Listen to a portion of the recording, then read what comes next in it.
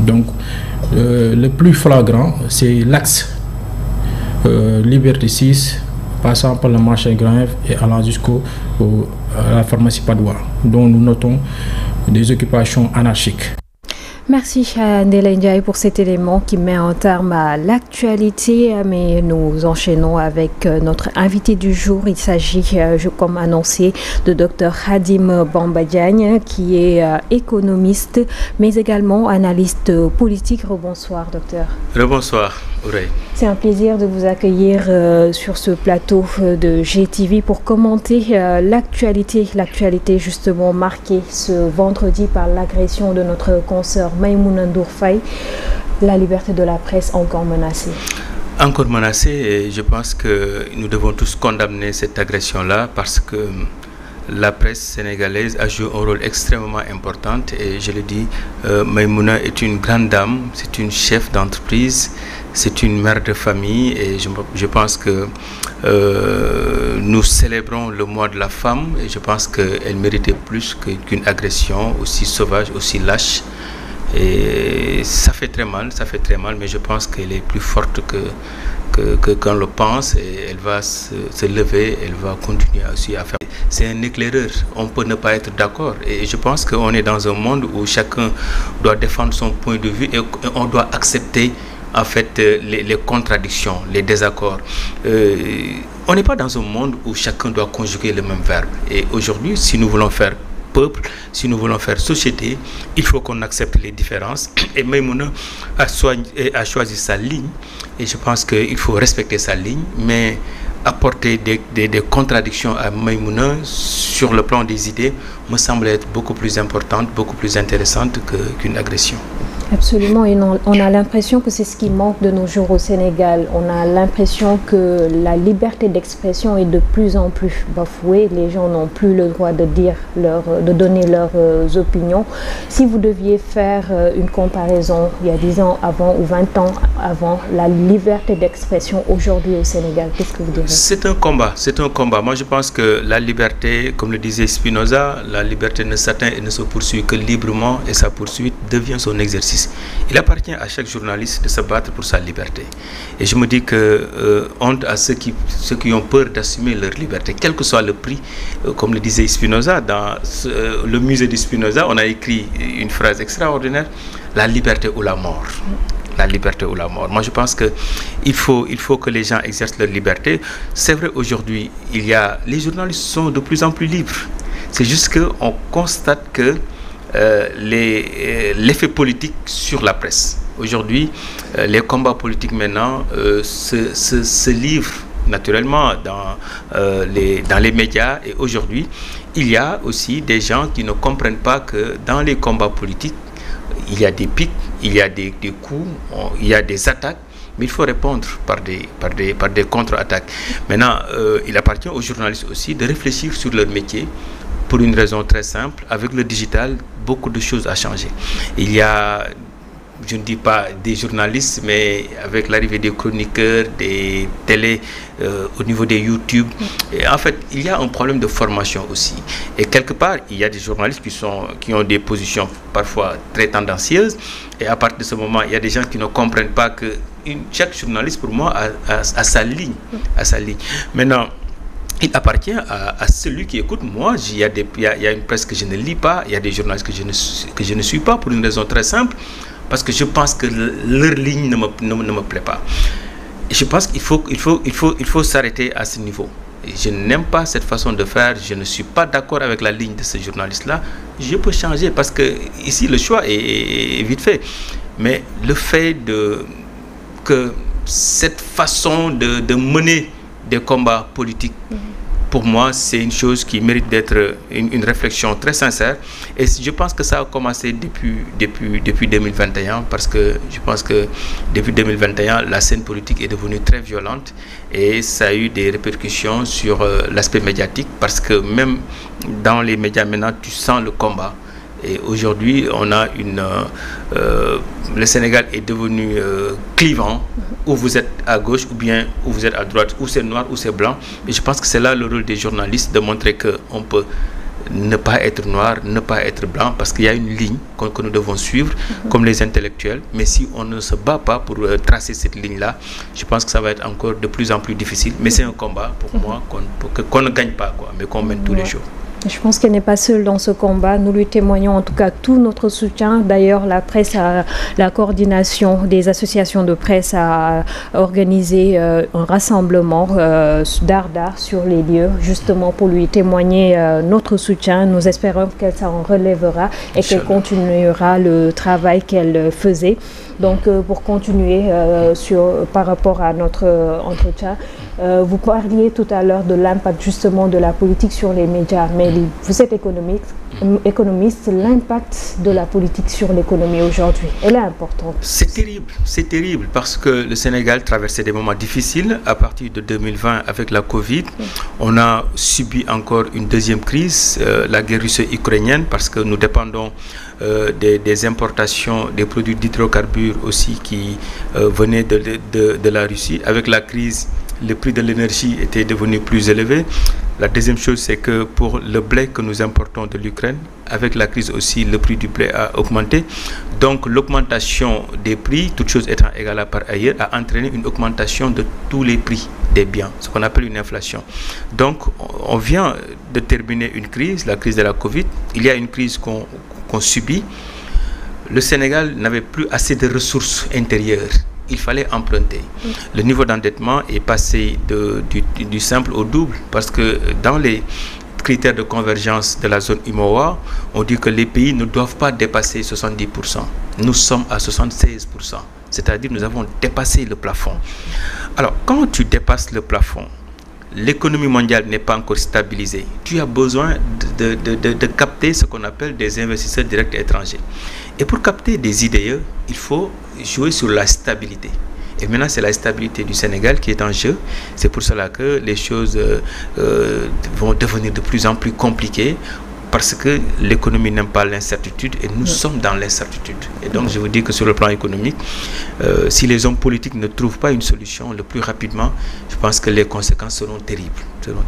Oui, et nous remarquons d'ailleurs dans les méthodes de combat, on fait appel souvent à des journées villes mortes. Quel est l'impact aussi sur l'économie? Parce que rester toute une journée sans travailler, il y a certainement beaucoup d'impact, surtout sur le secteur informel. Mais tout à fait, parce que nous sommes à 97% informels. Au Sénégal, je dis souvent qu'on ne devait pas mettre en place des outils pour gérer le secteur formel, c'est 3%. Le secteur informel, c'est 97%. Donc 97% de ton économie est informelle. Toutes les décisions prises par l'autorité ou par les populations impactent toujours sur l'informel. Et c'est l'informel qui gère les familles. Donc si l'informel est impacté, ce sont les familles qui seront impactées. Et si les familles seront impactées, c'est ça aussi l'insécurité que cela pose. Aujourd'hui, tout le monde constate qu'il y a une insécurité notoire dans le pays, et cette insécurité-là est peut-être justifiée ou peut-être expliquée par la situation économique, parce que les jeunes ne travaillent plus.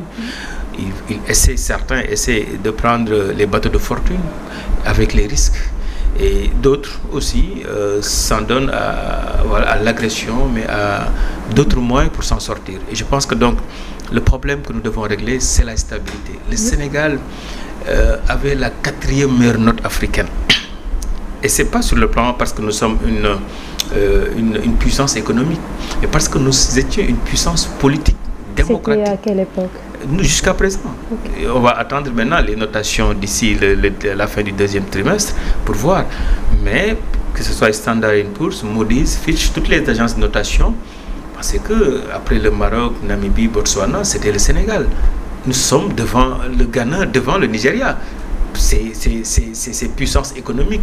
Mais sur le plan politique, sur le plan stabilité, nous étions largement en avance, parce qu'avec investir au Sénégal, ça donne une visibilité sur le plan économique.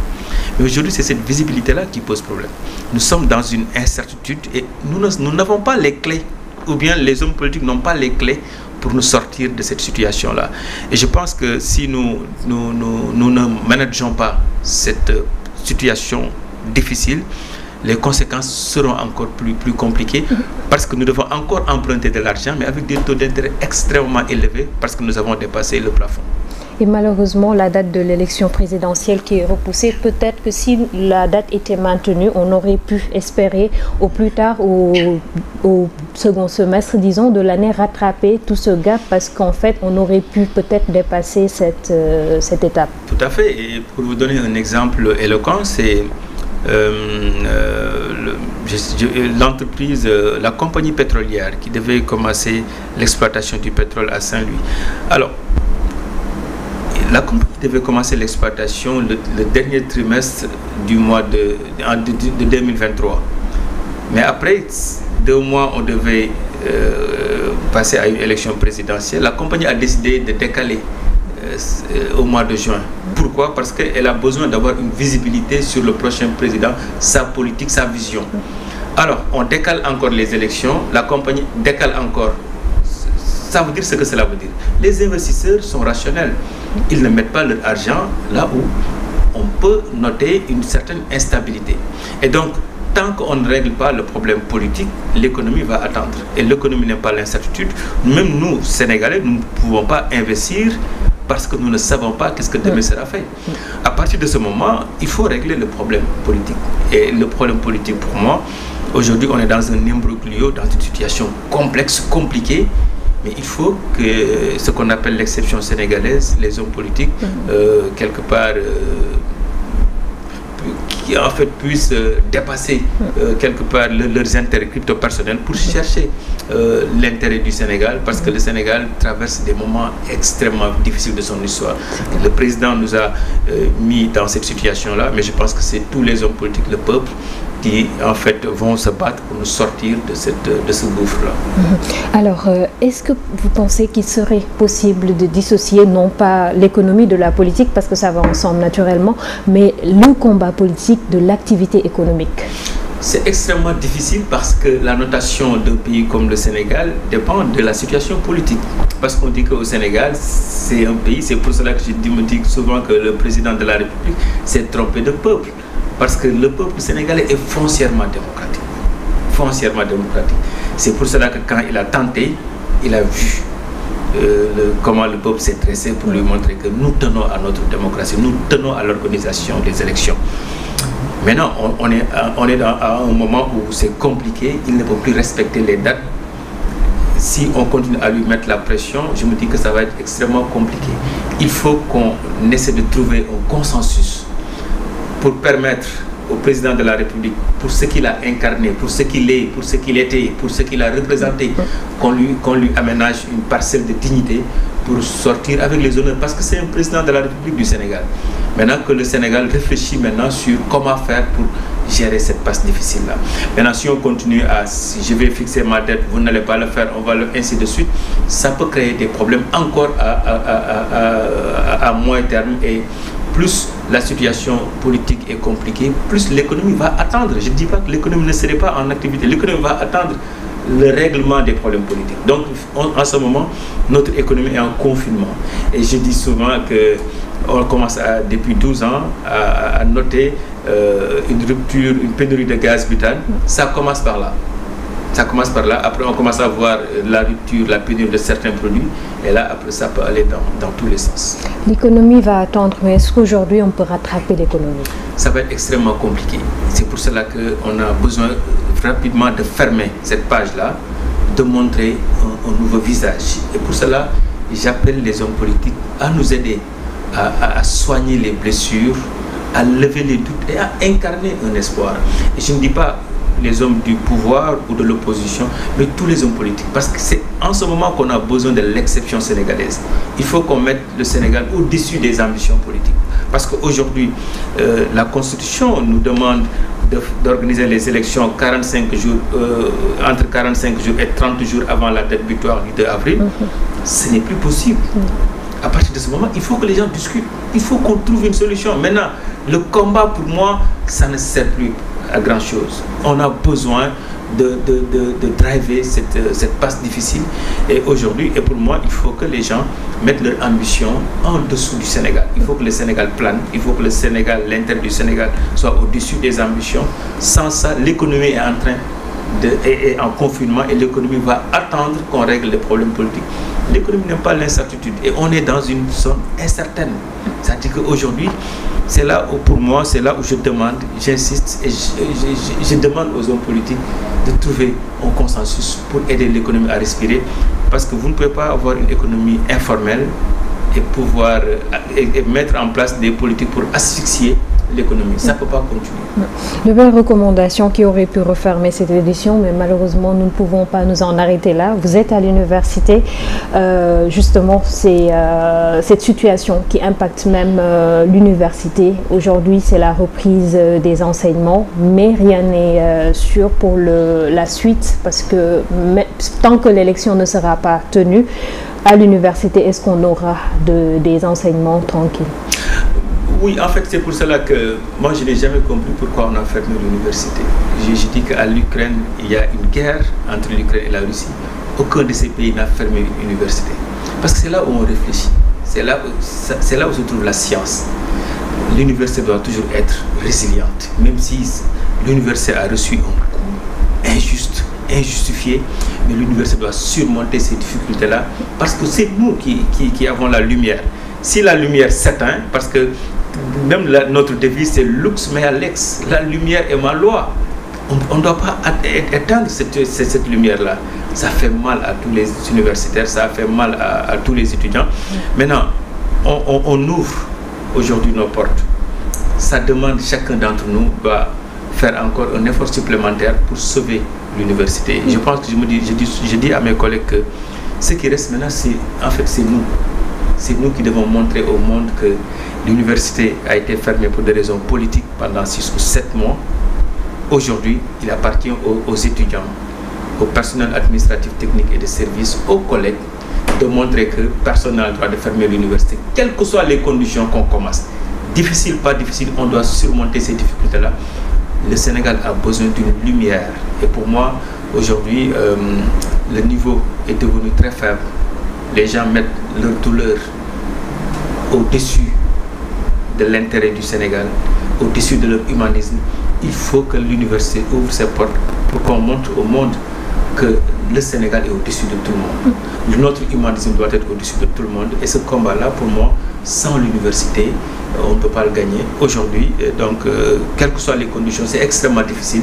Mais je dis que le fait de retrouver les amphis, l'odeur des amphis, le nombre d'étudiants, ce plaisir-là pour un enseignant, on ne peut pas le trouver ailleurs. Et concrètement, vous pensez qu'on peut trouver une solution pour rattraper l'année académique 2022-2023? Ça va être extrêmement difficile, mais pour moi, on est obligé, on est dans une situation extrêmement compliquée et en période de crise, nécessité fait loi. Il faut que, quelque part, que ce soit les enseignants, le rectorat, qu'on puisse manager une situation difficile. Quand on traverse une passe difficile, il faut maintenant que chacun d'entre nous joue son rôle. Et notre rôle maintenant, c'est quoi? C'est de dire qu'il faut qu'on sauve l'année. On ne le fait pas pour le président Macky Sall, mais on le fait pour l'État du Sénégal. On le fait pour ces jeunes qui ont perdu espoir, qui pensent que maintenant, perdre une année, en fait, c'est une perte pour leur vie. Il nous faut quelque part que les enseignants, que tout le monde se met en fait la main dans la pâte pour qu'on puisse sauver l'université, sauver l'enseignement. Moi, ce qui me fait plaisir, c'est que même si on me demandait d'enseigner de 8h à 22h, je vais le faire avec plaisir parce que c'est ma participation pour en fait cette nouvelle université, cette lumière, parce que nous devons donner une leçon aux hommes politiques que l'université c'est la lumière. Lux mea lex, on n'éteint jamais une lumière. Cette lumière-là doit briller de 1000 feux. Quel que soit en tout cas moi je suis prêt, quelles que soient les situations fixées par le rectorat, de suivre parce que je pense que les jeunes, le Sénégal mérite ça. Aujourd'hui, le président Macky Sall va partir, on ne sait pas qui va devenir président, mais ça veut dire que l'université n'a rien à voir avec la politique. Mais nous devons former ces jeunes-là parce que ce que nous voyons au Sénégal, ça montre que le rôle que la formation doit jouer jusqu'à présent, encore, c'est difficile de le dire, mais la formation n'a pas encore affecté les populations. Le niveau devient de plus en plus bas. L'éducation sur tous les plans, la connaissance. Donc il y a vraiment un travail à faire. On avait éteint la lumière, mais aujourd'hui la lumière est revenue. On va gérer pour quelque part l'intérêt suprême du peuple sénégalais. L'engagement en politique aussi de certains membres du corps professoral, de l'administration et même des étudiants ne va pas beaucoup aider aussi. Et je pense que la chance que nous avons, c'est que heureusement qu'il y a de la politique au niveau du campus universitaire, parce que et c'est ce que nous souhaitons. Et les gens pensent que dans le campus, il ne doit pas y avoir de politique parce qu'il faut que ces jeunes soient formés. Les jeunes qui font la politique, on doit les former dans les campus, dans les amphithéâtres, pour qu'ils, à leur maturité, pour qu'ils puissent servir le peuple. Les hommes politiques, ce que je vois aujourd'hui, c'est des gens qui viennent, je ne sais pas de quelle planète, qui n'ont aucune formation, qui n'ont aucune connaissance, et qui, quelque part, jouent un jeu qui ne me satisfait pas. Maintenant, les jeunes dans les amphithéâtres, dans les campus universitaires qui vont apprendre à faire la politique, il faut les encadrer. Les collègues qui font la politique, il n'y a pas mieux qu'un universitaire pour faire la politique parce qu'il a déjà un esprit très ouvert. Parce que ce qui manque dans l'espace politique, c'est cet esprit contradictoire d'accepter que l'autre peut avoir raison, d'accepter que l'autre peut être en désaccord avec tout dit, c'est-à-dire d'accepter les contradictions de l'autre. Et là, c'est une formation. Par exemple, moi, quand j'étais étudiant, quand j'étais responsable du mouvement élèves étudiants, on n'était jamais d'accord entre nous. C'est pour cela que quand je dis souvent que c'est seulement dans la recherche, quand même l'étudiant que tu encadres te contredit ou te critique, il t'honore. Parce que tu l'as formé. Quand il te dit que prof, non, c'est pas ça, c'est un honneur. Parce que tu as formé quelqu'un qui te contredit. C'est seulement dans la recherche qu'on peut contredire son professeur tout en l'honorant. Et tout, c'est seulement ce qu'on demande dans l'espace public, que les gens acceptent la contradiction, que les gens comprennent qu'on peut être d'accord, on peut être en désaccord, mais on se respecte. Et je pense que l'université doit jouer ce rôle-là. Aujourd'hui, on a beaucoup d'universités, mais on voit que la qualité de la formation devient de plus en plus faible. Il faut qu'on remette l'attention et qu'on puisse avoir le Sénégalais de demain soit un Sénégalais préparé. Et je pense que l'université peut jouer un rôle extrêmement important dans ça. Tout à fait d'accord. Nous venons au terme de cet entretien, mais ça pourrait vous sembler redondant, mais c'est important. Je voudrais que vous finissiez par quelques mots par rapport justement à cette situation, l'agression de Maïmouna Ndour Faye. On avait commencé par ça, peut-être terminer par ça également. Ça me fait... Maïmouna, c'est une amie. C'est une amie parce qu'on partage, on aime le thé et parfois quand je vois l'embouteillage à côté quand je quitte Almadies, au niveau du rond-point, je passe à son bureau pour boire du thé. Et je dis que la Maïmouna que je connais n'a rien à voir avec la Maïmouna journaliste. Pour moi, quand elle est journaliste, c'est une doge qu'elle porte. Elle a sa ligne. Et voilà, elle défend ses convictions. Elle dit ce qu'elle pense. On peut la critiquer, on peut être d'accord, on peut ne pas être d'accord avec elle. C'est ça la beauté du journalisme. Mais la dame qu'elle est, la chef d'entreprise qui se stresse à partir du 21 parce qu'il y a des gens, il y a des travailleurs, il y a des salaires qu'elle doit payer. Cette dame-là, moi je la connais. Et donc voir, j'ai du mal jusqu'à présent, cette dame si frêle, si faible, recevoir des coups de couteau à 2h du matin, mais c'est extraordinaire. Et je me dis que il faut que les gens, je ne sais pas, que c'est une agression, je ne sais pas, c'est des choses, je ne sais pas. On va attendre l'enquête pour mieux y voir clair.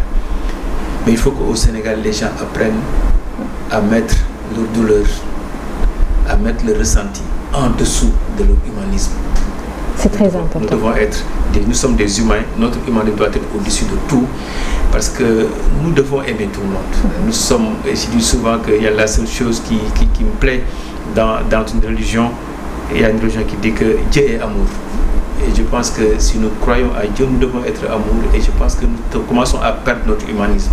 Nous commençons à perdre notre empathie, et c'est grave. Et c'est là où moi j'ai peur. Je pense que tout notre combat, nous devons nous battre pour gagner cet humanisme. C'est vrai qu'on a vécu depuis 2021 des moments difficiles, des moments atroces, des moments compliqués, des jeunes emprisonnés, des jeunes qui ont perdu une partie de leur vie, de leur avenir. Une histoire quelque part qu'on va raconter dans 5 ans, 6 ans, des mineurs emprisonnés. Ça fait mal, ça détruit quelque chose. Mais il faut qu'on ait la force de reconstruire cette chose-là. Et cette chose-là, c'est l'humanisme.